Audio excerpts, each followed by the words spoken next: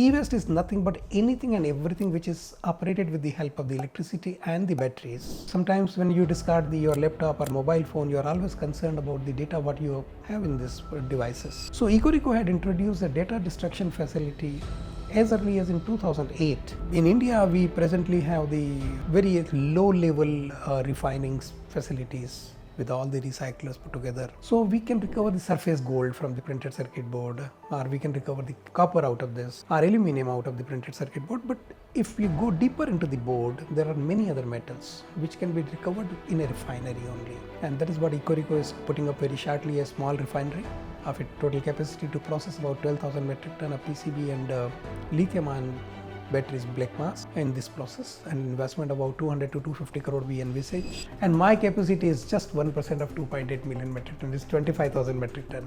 There is a scope for 99 more EcoReco to be in the market. Your borrowings have gone down from 10.5 crores to 1.5 crores, which is a reduction of 9 crores or 9 odd crores.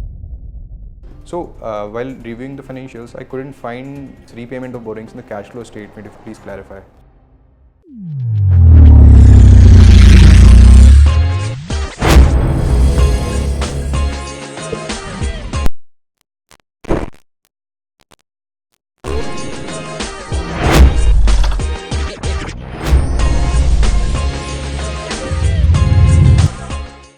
Hello investors, welcome to Green Sharks. My name is Shubham. I'm your captain for the day to navigate you through the turbulent waters of stock market, and I've been joined by a pioneer in waste recycling, e-waste recycling industry, Mr. Soni of Eco Recycling, based out of Mumbai, Maharashtra. So putting it first, so I would like to know about yourself, how the whole journey you qualified as a cost accountant, and your whole journey after that in the industry, how you came to the recycling world. So please explain, sir. Great, thank you, Shubham. And you know, the journey started in the 1959 when I was born, and it's almost 66 years. I completed just yesterday, day before yesterday rather, on 17th March. Thank you so much. And this was a tremendous good journey, believe me or not, and lots of learning right from a very small earning of 680 rupees per month salary in Asiatic Oxygen Limited in Calcutta while studying ICW over there. And then coming to Mumbai, joined Shri Digvijay Cement Company Limited with a salary of about 2,500 to 2,700 rupees per month during 83-84. And in 84, when I left Digvijay Cement, I started my own little bit of activities like sales tax and trademark and other financial services activities, and arranging or preparing the project report for the companies, going to the banks, institutions for raising funds and all. In 1998, I bought the membership of National Stock Exchange, and I was a member till 2004. And in 2004, at the fag end, I got introduced to the word e-waste. It was a very, just a general discussion was going on with a friend of mine in UK. And when he mentioned about that one of my friend is doing a business of a new business kind of, let's know about that. So he connected me to another friend in USA, and we three were there chatting with each other, greeting each other on Diwali. He introduced the subject of e-waste, and then I asked Bharat bhai, what is e-waste? He talked about, and then 9th day I was there with him in Atlanta to know about what is e-waste. It was a great moment. I instantly decided, let's do the business of e-waste, surrender everything including practice and the membership of NFC and all. So since then we are engaged in e-waste management industry. And I often say I can be safely blamed to start this industry in India in 2004-05 when nobody was talking about this word, you know. It is rightly said that humble beginnings and curiosity can take you to miles, and which you are a burning example of the same, sir. So we are really happy to interview you today. Moving forward, sir, I would like you to educate our investors on the business model of the company, what are its revenue streams, what are the costs associated with it, and everything around the business model. Superb. So before I come to your point, I would like to first briefly introduce the industry as such in general. E-waste industry, which is not yet known to the public in general, corporate world certainly understands it because they are compliant companies in the global market, but the individuals who doesn't understand about the what is e-waste and how to dispose of e-waste. These are two important things. So e-waste is nothing but anything and everything which is operated with the help of the electricity and the batteries.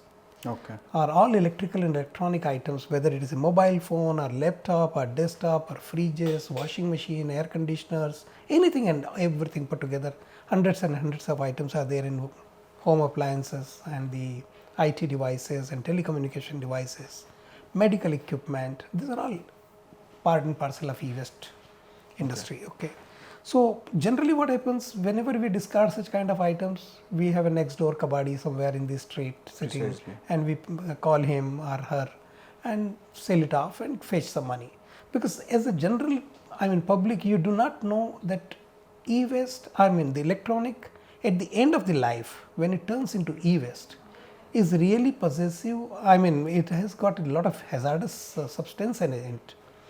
Such Which as kabadi, mercury and cadmium, nickel, Okay. you know. So these are responsible for groundwater depletion. Absolutely correctly said by you. And so since public doesn't know about that, and kabadi also when he recovers the metal of useful metal or sellable metal for him, he is also burning cables, burning printed circuit board, burning other items, recovering whatever the metal he can safely recover out of this, unsafely, not safely rather, but whatever he can easily recover out of this.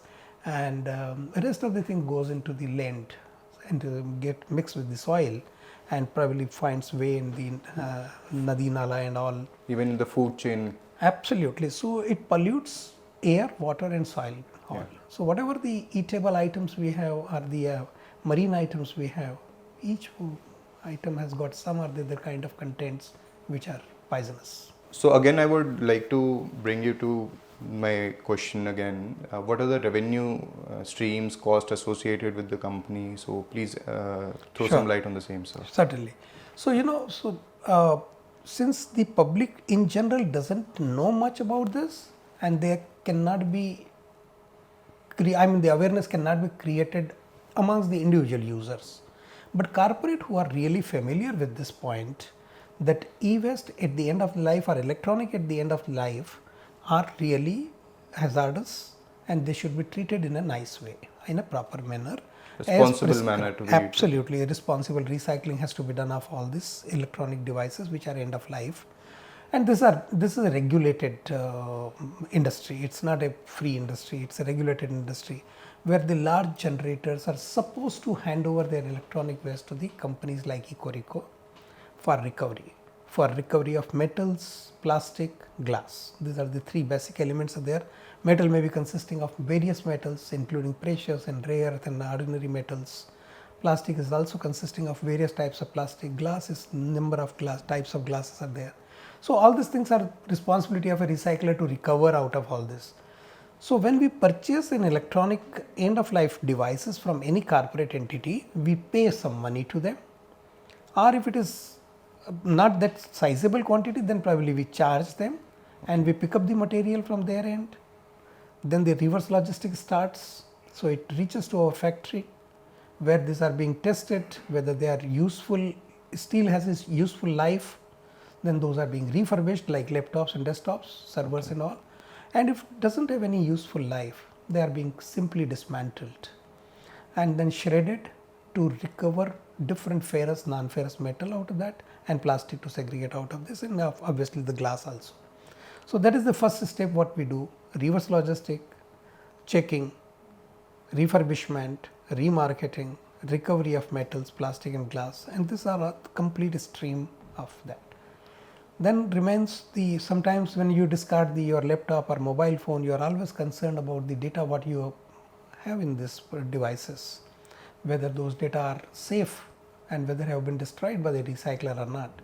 So EcoReco had introduced a data destruction facility as early as in 2008, and I was given a gold medal by none other than the Department of Science and Technology, FICCI, Lockheed Martin, for that particular innovation in 2008. Appreciable, sir. And that particular service is, the shredder is mounted on a truck which goes to the corporate offices where it is being, those hard disks and mobile phones are being destroyed before themselves An entire video is being shot out of this, and certificate is provided with all distinctive numbers of the hard disk and all.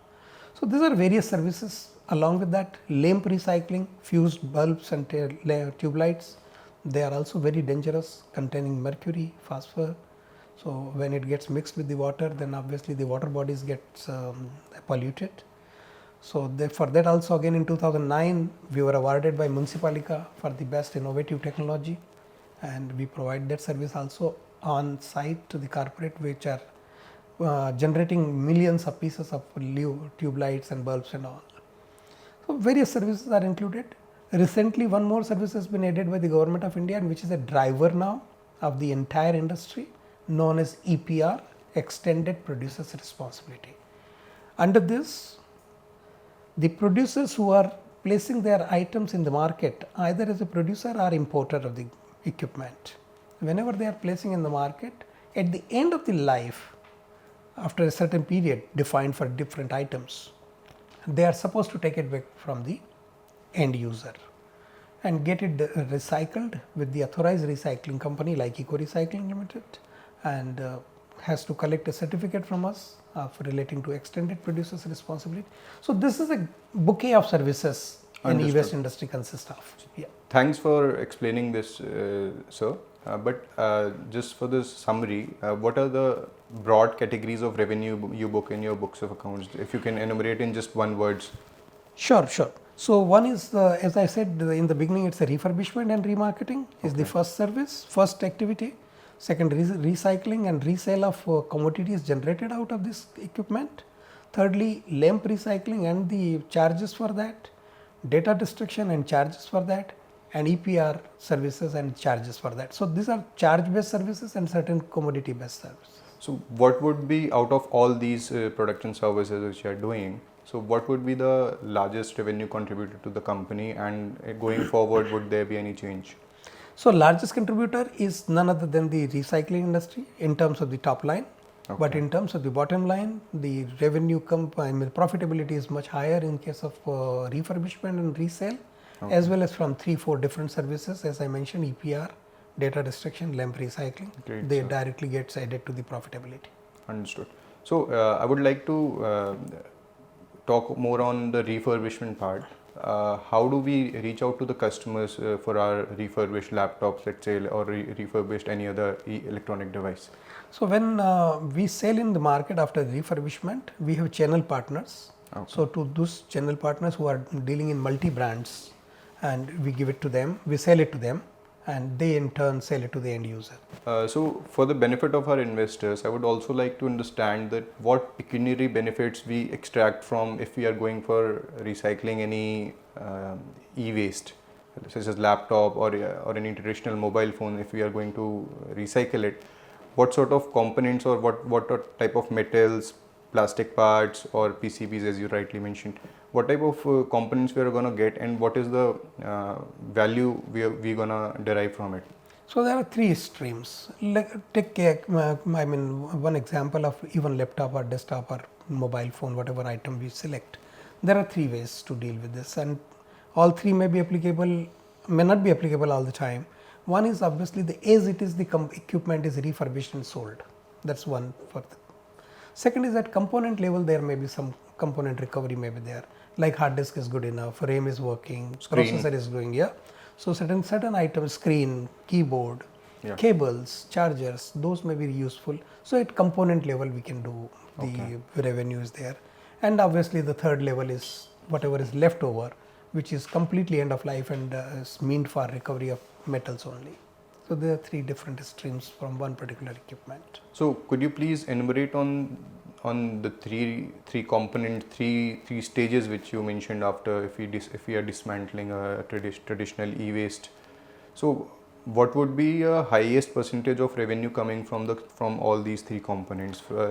Is it from precious metals? Is it from component recovery or anything else? Please it all depends. It all depends what items it is. If suppose home appliances, take an example of fridges, washing machine or air conditioners, it has got only recycling value. There is no refurbishment is possible in that. There is no component level recovery is also possible.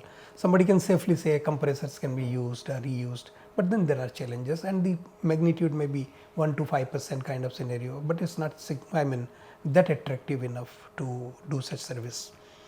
So in case of home appliances, the story is different. In case of telecom division, telecom equipment, the equipment, as I said, 3 different things can be done. In case of IT equipment, particularly laptop and desktops, there are very great chances that since it is coming from the corporate atmosphere, where it has been used in a air conditioner system, the air conditioned atmosphere, then obviously there is a scope for it, that there is no much of dust and the technology is still useful, Yeah. So those can be refurbished or repaired safely, and still you can extend a life by 1 to 3, 5 years. So you cannot safely say about that what is commonly applicable to all these 3 streams of supplies, IT devices, telecom devices, and the home appliances. Understood. Why I'm asking this question, I'll give you the background. EcoReco mentions in its various documents that it believes that a lot of precious metals and rare earth minerals can be extracted by recycling e-waste. Correct. So what are the segments of those e-waste where we can get those precious metals and those rare earth minerals? Fantastic. So broadly 2-3 items are there. One is printed circuit board, which is the heart and body of heart of the machine, and hard disks. These are all consisting of various types of rare earth and precious metal. In case of generally in PCB, gold, silver, copper, aluminium, then your PG item, palladium, platinum, they are there in that. Similarly, in case of mobile phones also, and in hard disks also, you have many various high value metals, precious and rare earth metal. So this can be recovered. Okay. And in India, we presently have the very low level refining facilities with all the recyclers put together. Safely, I can say that. So we can recover the surface gold from the printed circuit board, or we can recover the copper out of this, or aluminum out of the printed circuit board. But if you go deeper into the board, there are many other metals which can be recovered in a refinery only. Okay. So Government of India is encouraging to set up refineries in India itself for various reasons. That presently all this printed circuit board and these very complicated devices, which is consisting of various precious and rare earth metal, are going abroad, particularly in Belgium or Japan and other countries. So and the value recovered by the recyclers is not more than 65 to 70% of the contents in terms of the metal. And we import these metals again, and we pay another high rise. Yeah. So government's foreign exchange exchequer loss is also there to the extent, Precisely. And besides this, the recyclers are also losing their profit. And sustainable supply to maintain for the producers to get the raw material for their production, because government is encouraging production linked incentive to under which a lot of production government wants, and to earn the foreign exchange currency. So sustainable supply of the raw material, precious and rare earth metal is very important. There comes the role of the refineries, and that is what EcoReco is putting up very shortly, a small refinery of it total capacity to process about 12,000 metric ton of PCB and lithium ion batteries black mass in this process, and investment about 200 to 250 crore we envisage, and hopefully when the fund is being raised in a period of time, we will be happy to set up that facility in near Mumbai city itself. So as you rightly explained, sir, a very unit on coming on to unit economics level. To extract a 1 kg gold from e-waste, what sort of laptop or how much of mobile phones we will have to process to extract 1 kg of gold, or let's say 1 kg of silver? No, there is no standardization as such. A laptop has got hundreds of varieties, top class, the top brands and the lowest brands assembled. Any ballpark number if you can mention? Probably may not be, justification will not be there, but at least you can safely say in the printed circuit board, if I talk to you. Okay. Not if we are processing not the PCBs. equipment, PCB if you are talking about, then it is certainly safely we can talk about 250 ppm level in 1 metric ton, or that kind of scenario is there. Okay. And copper is close to about 18 to 20%. So these are all various, but this is not a standardized number at all, and you should not bank upon on that number to work out the profitability of a company, believe me, and that will be a misleading number for anyone. Precise. So moving forward, we have been talking about lately about a lot of advanced technologies company has got in its basket. So I would like you to explain about it. Three of which I have read about is first we are talking about we have got technologies from US, Europe, and Japan. Secondly, we have partnered with CMET for lithium-ion batteries recycling, and thirdly, we have developed or we are in the process of developing any indigenous technology for recycling. Please throw some light on the same, sir. Superb. The industry when I walked in the year 2005, obviously none of the machineries were available for the recycling in the Indian market. So obvious choice of mine was to go to European Union or to US or to other countries which are developed and are following the good practices of recycling there. Finally, the objective of recycling is to safeguard the environment. Otherwise, the recycling is happening at the level of the kabaddi also. They are also doing recycling in a very crude manner probably, but it is happening. There is nothing is going into the landfill except whatever they are unable to process. So obviously the choice was not to go for not to go for the inferior technologies or machineries, but to go for those superior machineries. Because you are going to serve to the corporate who are otherwise familiar with the global market. Not only to the corporates, or we are being a recycler, we are also serving to the society and, absolutely and to the mother nature. Correctly corrected to me, and that is exactly the objective, is that the not only corporate compliances, but the environment and social objective. These are very fundamental approach of any recycling services or any waste management services in general. So to take care of that, when I did not find appropriate machineries over here, and I was not very well familiar with the entire machinery supplying market also, but when I attended several conferences in the global market, I noticed that very good machineries are available in European Union, although they are very costly. But since I was determined, I was very much wanted to do it in a very effective manner and in a manner which is being followed globally, the global best practices I can safely say, and I really follow that. So we selected good machineries in European Union, in USA and in Japan, and those machines are there in EcoReco's facilities.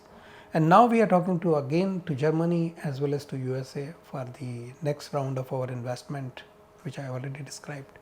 So for the recovery of precious and rare earth metal out of the printed circuit board and hard disks and lithium-ion battery black mass. So these are all these are all good technologies which are robust. Quantitative recovery, qualitative recovery of the material are important elements for recyclers to be successful in terms of profitability and sustainability. Otherwise, if you are using the low-end machineries from, I don't want to name the countries, but if you use that, machinery may itself be you have to recycle tomorrow. They are not that robust, they are not that good. So you're not setting up a plant for recycling the machineries, but you are setting up a plant, setting up the machineries for recycling the equipment. So that is the choice. Although the investment is certainly 5 times more, but we are not hesitant on doing so. Great, sir. Great. So coming back to my question, you have enumerated on the importing the technologies from abroad, from US, Europe, and Japan. And could you please throw some light on the technologies we have partnered for lithium-ion batteries with CMET? Certainly. So CMET has developed a very fantastic technology for recovery of the various metals out of the black mass, which we have also acquired along with many other recyclers in the country. And the technology is good enough for a certain level of operation, but not extremely good for the it's good for the certain level of operations, as simple as that. But to go for a very qualitative and quantitative recovery, again I am repeating these words for the sake of, until unless your finished goods is not of that quality which can be used finally by the end user to manufacture again another item out of this. You have to meet those criteria.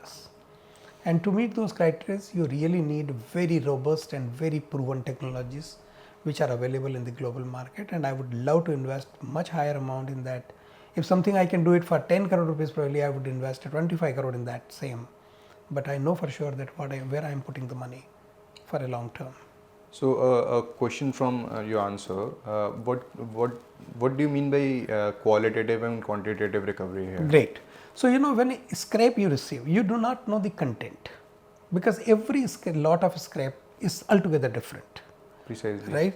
So when you do not know what is the standard quantity available in that, or what is the quality of material available in that. So whatever you recover with X machine, you feel that I have recovered the entire gold out of this, while it may not be true. Yeah. So when you use the better technologies or better machineries, you may recover little higher out of the same. That confirms the quantitative recovery. And when you are processing the your printed circuit board in low end machineries, and your quality recovery is, let's say, 80%, 90% level, versus when you are recovering it for 95+% quality wise or the sellability point of view, then certainly. So this partnership in today's time, where it stands with the cement in terms of technology development? No, the technology we already have from them. Now we have to Okay. import the machineries which can fit into the completely technology and the machineries put together. Yes, that's it. Okay. And what is that indigenous technology which we are talking about? So we have developed a technology in the year 2011 itself, in 11-12, and that was only precisely for the gold and silver recovery. Okay. And that was completed, the project, and completely in-house developed by our own team, and that technology is also available. But again, the challenge remains the same. Does it really give you that quantitative and qualitative recovery? Absolutely. And secondly, can it process the quantum, or it is good for Is it certain level? scalable? Scalable. So since you mentioned that it has been developed back in 2011, so what is your take on this? Is it that efficient? No, I'm admitting that it's not that It's efficient. not that Yes. So efficient. we have to either keep on improving it, and it might take longer time, but Okay. then there will be opportunity loss. You may not get the enough amount of material, or you may not be successful profitably. So to service or to acquire the material at a higher the price in the market, versus better go for better machineries, which are proven. Understood. So So have you it's a filed for guess. patent of this? Yeah, no, we have never filed a patent of this. Understood. Coming on to technology again, since we are importing technology from US, Japan, and European Union, so isn't it possible for other players to import those technologies to their plants and do the same on a much larger scale than EcoReco? What is your take on this, sir? So before I answer this, let me run you through what is an industry size and why we should not fear about all these things. Okay. The industry size is 5 million metric ton today. Our per capita generation of e-waste is 4 kg per capita, and we are 1.4 billion people. It's close to about 5.6 million metric ton. Till 23, the generation level was 2.5 kg per capita, and population was 1.3 billion. The generation nationwide generation was 3.2 million metric ton. As against that, now we have 5.6 million metric ton. And now, even if you consider that 50% market will continue to remain with the informal sector because of the individual consumers who are not aware about, are not interested in sacrificing their monetary gain out of this and wants to sell for the highest price. So 50% market, even if you assign it to informal sector, still you have an opportunity of 2.8 million metric ton to process in the formal sector. And my capacity is just 1% of 2.8 million metric ton, is 25,000 metric ton. Great. So Great. there is a scope for 99 more EcoReco to be in the market. So not to worry from that point of view. So would you like to tell the other formal players the kind of capacity they have installed at their facilities, if not their name? In the formal sector, what is the installed capacity in the industry? Oh, very good. So close to about 1.5 million metric ton capacity is already there in place. Okay. But if you ask me, do they have the machineries of that level? I'm really sorry to mention, hardly a few companies which can claim that. Okay. Maybe less than 10 or around 10. Understood. But the remaining 300 plus are probably only a dismantler, having a shredder, and manual operations. We are present in 120 countries, as the investor presentation says. So, are we? What are the with their what are we doing in those countries in terms of operations, in terms of business? So, could you please tell? Sure. So, generally the corporate, when they enter into an agreement with one particular recycler, they want that particular recycler to service nationwide at least. That is the first requirement. So, you should have a logistic support for the collecting from Kashmir to Kanyakumari and the rest of the country. So, that is one thing. But at the same time, over a period of time, when we shown the performance to our reputed clients, which are very, very big in their respective side of their... It would be really helpful if you could name some. We never do that. Okay. I'm sorry for that, but they are well known in their own fields. Maybe it's mobile devices, or maybe it's medical devices, or maybe it's banking, and all this, they are top class in the world. So, when they assign the task for the nationwide activities, and we have proven it to them in 3, 4, 5 years of their services, yes, we can perform it nationwide, we can do it in other countries also. So, we approached to them that we would like to serve you in other countries too. So, we are very, lucky enough, or they are very kind enough to us, that they have 3 such clients are there who has provided this particular opportunity to us to service them globally. So, there is a one contract between EcoReco and that global player, and we have appointed our partners in the respective countries, and we audit them and provide them the opportunity in their respective countries to go to their respective location of the client, collect the material, destroy the hard disk, destroy the data, recycle the material, provide us the certification, and then in turn we charge to our client who a principal for a, let's say, price of $100 for an item, and we share that revenue with our partner in the respective countries at their respective prices. So, what would be that revenue share between the partner and EcoReco, if you can? Okay, so it all depends again the nature of the country, type of country. If suppose the same job is done in Gulf, or in Japan, or in Africa, or in European Union, the price differs, because the level of charges are very different at each level. But we have averaged out for our client principal. Happy to know it, sir. Moving forward, there has been an initiative lately by EcoReco by the name of Junk Se Junk, through which a common man can dispose its e-waste or responsibly by booking it on your mobile application by the name of Book My Junk. So my question here is, there are other alternatives available, such as there are several exchange programs going on e-commerce website. So why would anyone be incentivized to give their e-waste to the company? Because we are not giving them any cash or any pecuniary benefit. We are just giving them a certificate. So if you can tell me more about it. See, you have to look at it from very differently in this particular case. There are items which are absolutely end of life, and there are items which are still useful and maybe repaired and reused. I'm completely in favor of, if they are repairable, reusable, they must sell it or exchange it with the retailers. Understood. Or any other platform available in the market. That is the beautiful thing, because there are various levels of user who has financial situation. And ultimately they are also going to use it again. Absolutely. So you are extending a life. You are extending the life of the equipment. Not only doing that, you are helping the people who can't afford the brand new items, and they are still having an access to those electronic devices.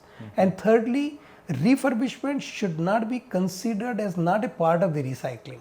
It's a recycling. Recycling does not mean that you have to destroy everything and bring back to the original and then make again another laptop out of that. If the laptop itself is a life, you have extended the life, and it's a recycling. End of life, it will, in any case, it will come to some recycler for recycling purpose.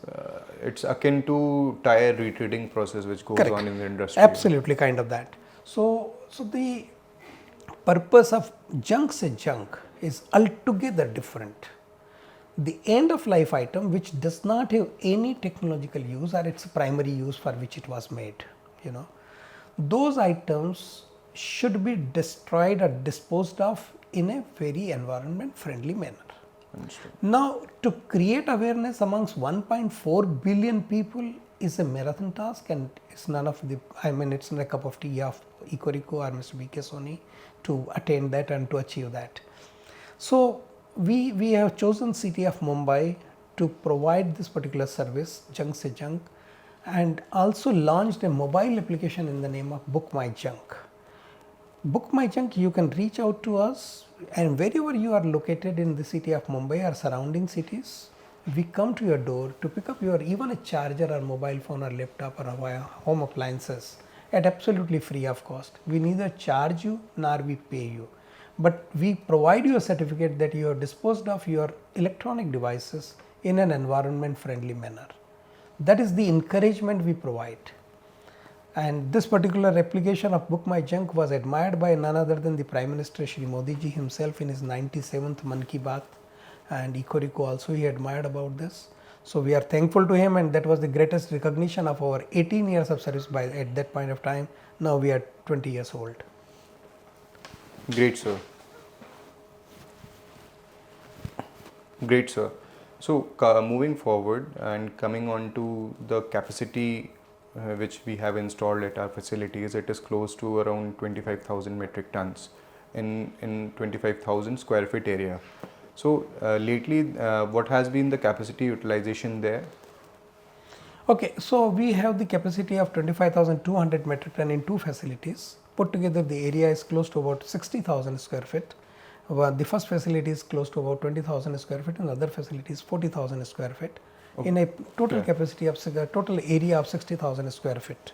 So in total 60,000 square feet, we have a capacity of 25,200 metric tons. Absolutely, per annum. Understood. And we do not count the capacity based on the capacity utilization in terms of the tonnages. And let me explain this particular point, because this is a very obvious question each time the investor do ask about, because they calculate based on the what is the capacity utilization and what is it will be really helpful. So this is a very important point, and I would like to take a little longer on this. See, we consider that there should be a margin of 30 rupees a kg, for example. Okay, so if the finished goods are sold for 130 rupees per kg on an average, I must make a profit of 30 rupees per kg. That's my fundamental approach so the total cost should not go beyond 100, and selling price should not be lower than 130.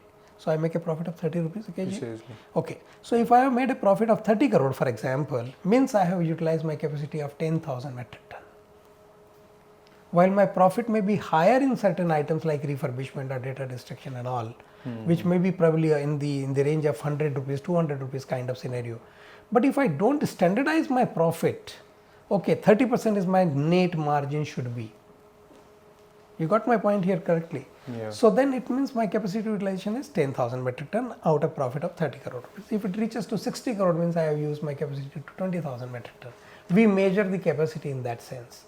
Otherwise, if I say you that okay, I am doing let's say 35% capacity utilization, your reverse calculation will start, okay, 7,500 or 8,000 metric tons the capacity utilization should earn what profit. Then in that case, the profit margin will be based on whether you are processing home appliances, or you are processing the IT devices, or you are processing the mobile communication devices. Understood. So therefore, standardized profit is the benchmark we justify our capacity utilization. Understood. So can this be taken as a benchmark, or this was for the sake of example only? No, this is the benchmark EcoReco has at its end in terms of the EBITDA level. The margin is close to about 60%. Yeah. Until unless that is not there a case, we do not buy such material. Minimum 50% EBITDA level must be there in any purchase we make. Understood. Okay, or any service we provide.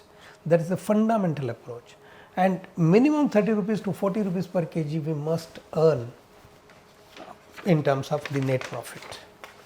That is the approach company has maintained for last 3 years, and we are very successful in that. And why I am very successful? Because primarily we serve only to the multinational companies who doesn't bother much about the financial gain, but bother about whether my compliances are in place or not. If their compliances are completely in place, then obviously they don't have any fear factor from the pollution control board or the to issue any kind of notices to them for non-compliance. They have billions of dollars of investment in their facilities. A small mistake of their partner who is a recycler is not complying well can put them into trouble. So they don't hesitate to pay me that kind of margin. And we really we thank them, and they are big brands, global brands. They understand all this philosophy. Thank you for your answer, sir. So summarizing on your response, on a 10,000 metric ton per annum, we are generating a net margin of 30 crores. Kind of Ballpark. So no, it's other way around. If I'm generating a profit of 30 crore means I have done a business of 10,000 metric ton. So understood. If I'm earning a profit of 15 crore means I have done a business of 5,000 metric ton only. Understood. This is what we define at our end, not from the compliance, not from the pollution control board point of view. My capacity utilization is based on whatever the material has been received by me and processed by me. That's the yardstick of any industry. Understood, sir. Understood. So taking this podcast further, I would like to now move our podcast to the financials part of the company. Sure. So first question comes from the borrowings. In the recent years, your borrowings have gone down from 10.5 crores to 1.5 crores, which is a reduction of 9 crores or 9 odd crores. Correct. So while reviewing the financials, I couldn't find a payment of borrowings, repayment of borrowings in the cash flow statement. If you could please clarify. Sure. So this was sometime in 11 we had received kind of the subsidized loan. In 11-12 years? In 11-12, Okay. we had received subsidized loan, and that was payable only and only if I am a failure to develop a technology for which it was provided to me. Okay. But we have successfully demonstrated the technology in the year 2012 itself, and therefore thereafter it was decided by the government, and it's as per the scheme.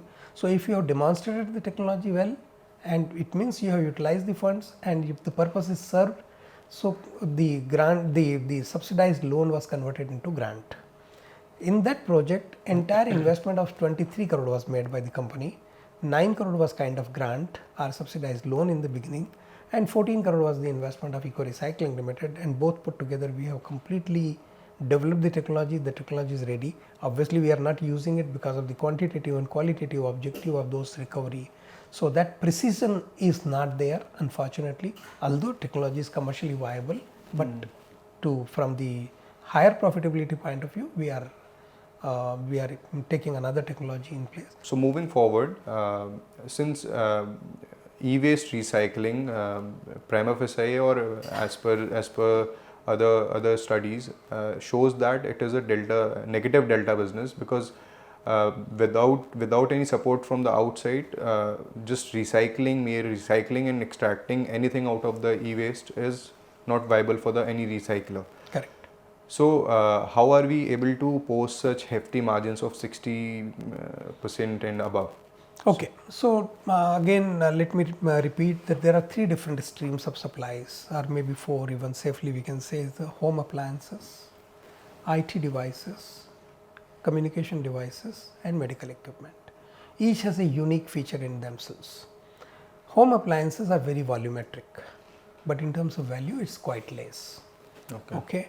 And these are more in use at the domestic level rather than at corporate level, particularly washing machines and fridges and all, oven, toaster and all this kind of items, which has a really negative delta, there is no doubt about. But at the same time, the informal sector, which are very active and can reach to every nook and corner of the country, and they are there in every gully or the road. So for them there is hardly any cost involved of collection and transportation and for the processing. It's a cheap labor basically. They are the owner. They are the owner and children, women are working. Correct. Children and women are working unpaid. in that. Correct. So and the salaries and the levels of outgoing expenses are very less. So for them it is affordable. But if you look at the formal recycling of the similar item, I will touch base to the other 3 items later on, but the home appliances particularly, if you want, the producers has to collect back certain percentage out of the whatever they have placed in the market. Okay, assuming that is 50% what they have placed in the market. So brand A has sold about 100,000 fridges in the market and 10 years before. After 10 years, they have to collect back 50,000 fridges. The life of the fridge is, let's say, 10 years. It's just a ballpark number in the terms to clarify the question. So 50,000 fridges, when the formal recycler goes to the individual houses to buy this out, then obviously we cannot compete with the informal sector who can afford to pay much higher price. Now this is the gap. So if suppose somebody is paying 1,000 rupees for a fridge and a recycler can afford to pay 700-800 rupees for the same, because of the logistic expenses, because of the infrastructure, revenue, interest and rent, and many other expenses are compliance expenses. So all this put together, we can't offer more than 700 for just. So this 300 rupees, which is 30% is the gap. Now this 30% gap or 40% gap, that has to be made by one of the two entities or both. Producer has to pay for this because they are obligated to collect back. We are not responsible for collection and processing. It's the obligation of under the extended producer's responsibility of the. It's an obligation of the producer under the extended producer's responsibility. So they have to collect back. So now they have to bridge this gap of 300 rupees. So either they can pay. They may probably say, no, I cannot pay so much. Then government has to come out with some subsidy scheme. And that is what we have appealed to the government, that this gap has to be met by one of the two or both put together. So that is the viability gap funding has to be provided, and which has been referred by the Prime Minister himself in his one very recent talk about the circular economy, and where he said that e-waste has got a viability gap funding gap, and that has to be filled up and the policies to be framed and the process is on. So that is the reason. Other three items may have a profitable if it has been sourced from corporate level, then they have this profitability inbuilt in terms of refurbishment or data restriction and put together, but not all items. So this is what is the viability gap funding is. So that is rightly named as EPR. EPR is an extended producer's responsibility. It's a concept. It's a EPR certificate which the producers will have to buy from the recyclers. Absolutely correctly. So that funds are the gap between the formal and the informal sector. So EPR fees what we get in the name of EPR certificate to sell. EPR fees. Correct. That bridges the gap between the formal and the informal. Partly bridges. Okay. And the debate is on that also to increase it further or whatever. Understood. Thank you, sir. One important observation I have on the financials is in before financial year 24, I think in financial year 22 and 23, company has been involved in a lot of heavy trading activities in listed equities.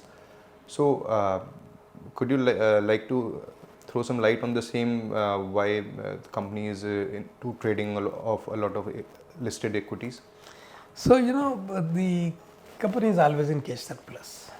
There are avenues to invest. Either I can go to the mutual fund, or I can directly put into the fixed deposits with the banks and all, or bonds and all. That is one safest way of investment, but not giving that kind of yield.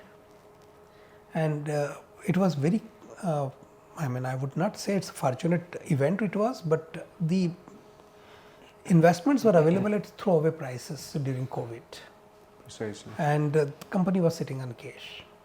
So we invested in that, and company made a very good profit out of this. And a part of that only has left, which is hardly a 5 crore rupees investment is left in the company in the listed equities, and which will also be disposed of during the process of investing about 250 crore rupees project what we have already envisaged at our end, and is in the process of implementation will be there. So this is a very minor amount of 2% of the 250 crore, but that will also be diluted and the entire money will be there. So the company will not have any kind of investment in any listed entities. Going forward. Going forward, probably in 6 months time, probably this should get over. Understood. But that is not a core activity of the company in any case, but fortunate enough we were that we could do it. We got the opportunity and we could invest in a project of 18,000 metric ton out of that kind of earning, plus the company's internal operational earning put together has serviced, helped us to invest in the entire project of 50 crore rupees and without borrowing. And today also company is completely zero debt. There is absolutely no borrowing. that 1.5 crore what you are looking at is probably the lease liabilities and all other things are there. That's an There is accounting no, thing. yeah, that is an accounting, yes, I mean, you know Index. better, index, and it has nothing to do with the borrowing. There is actually no borrowing, and companies, all assets are free from all encumbrances, including all current assets. Understood. And directors have not given any guarantee because there is no borrowing. Neither fixed assets are charged to anyone, so it's a free. So company has been has okay. So company has recently informed the investors that it is going to raise a QIP of 500 crores. So what are the detailed plans regarding the same? Because if we see the net worth of the company, it's close to 90 crores. So on a net worth of 500 crores, we are raising a 500 crore fund from the market. So how is it going? What is the plans of the company with those funds? And what would be the promoter stake going forward in the company? Great. Dilution, I'm asking. Okay, so first of all, the higher amount of resolution was passed in one go of 500 crore. Although the immediate requirement is not more than 200 crore in any case. Understood. For the refinery to be set up. And for the running activities, we don't need any further cash flow. It's completely Capex driven completely capex has been completely done. One, second, it's a self-funded company. For the present activities, it is generating a good amount of cash. It's an auto mode.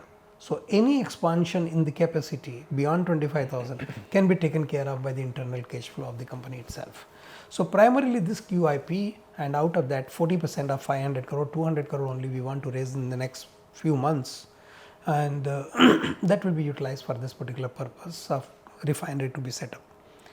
Remaining 300 crore, we don't have any plans right now, but the resolution has been passed only to keep the the formalities in place in case if the opportunity arises, maybe of some kind of you don't know the ready available plants or the acquisition opportunities, and many things may be there, or probably there may be great demand in future and we need to put the extra capacity. So we will certainly go for that. Otherwise, presently there is no plan beyond 200 crore. And as far as the promoter's equity is concerned, how much dilution will be there? Certainly, it all depends at what price the funds are raised and what will be the impact on the holding of promoters, that is 73.35% what me and my family owns. So that will be seen according to the price. Understood, sir. Thank you. Company in earlier earning calls has guided for a top line guidance of 300 odd crores. Correct. So where are we placed right now in achieving that 300 crores of top line? So that 300 crore what I mentioned about is for the total capacity of 25,200 metric ton plus 6,000 metric ton of lithium ion battery black mass. Put together it is, let's say, 30,000 metric ton or 31,200 metric ton. And even if you consider a ballpark number of 100 rupees per kg for on an average for all the items including home appliances and all, which we generally don't do. Home appliance is very low item, low value item, and therefore we never prefer to do. But if suppose we do that, so the entire 31,200 metric ton may generate a top line of 312 crore, 300 crore plus at a ballpark number of 100 rupees per kg. The EBITDA may not be that high because of the home appliances are not that profitable. So we are not very much, inclined towards the higher revenue to be up there. If suppose I do a business of 300 crore and make a profit of 20% only instead of whatever the EBITDA level of mine is 60% and 20% it comes down, the profit will be 600 crore. As against my 50 crore kind of top line, suppose if I do with the EBITDA of that 60%, I earn 30 crores. So why do I do a business of 300 crore which I can do it safely, and 100 crore business I can achieve that. But theoretically that is the value available to do the top line of 300 crore. But we have to compromise on the qualitative assets in terms of the value generation, which will be margin will be lower and the volume will be higher. So it will be labor oriented rather than the brain oriented business. Understood. So I'll prefer to do a business of 100 crore and earn 60 crore versus doing a business of 300 crore and earning 60 crores. Thank you, sir. That is the objective. And since top line is not an attractive for me, for a simple reason, I am not borrowing from the banks, neither for working capital. Yeah. So that is not a driver for us in any case. my driver for my network, my shareholders, and including myself, who is the largest shareholder, obviously the margin and the bottom line really reflects on my face, smiling, give me larger smile than probably, you know. Precisely. So, and I believe that remaining 26% shareholders also feel the same way. Thank you, Mr. Soni, for joining us today. And ending this podcast today, I would like to thank BK Soni sir for sparing his time, valuable time for Green Portfolio and answering to our questions. And please stay tuned for Green Sharks. Thank you so much, Shubham, for giving me this kind of opportunity to speak to you at length, and Achal and the team for coming to the office of EcoReco and giving me an opportunity. Pleasure, sir. Pleasure. Thank you so much.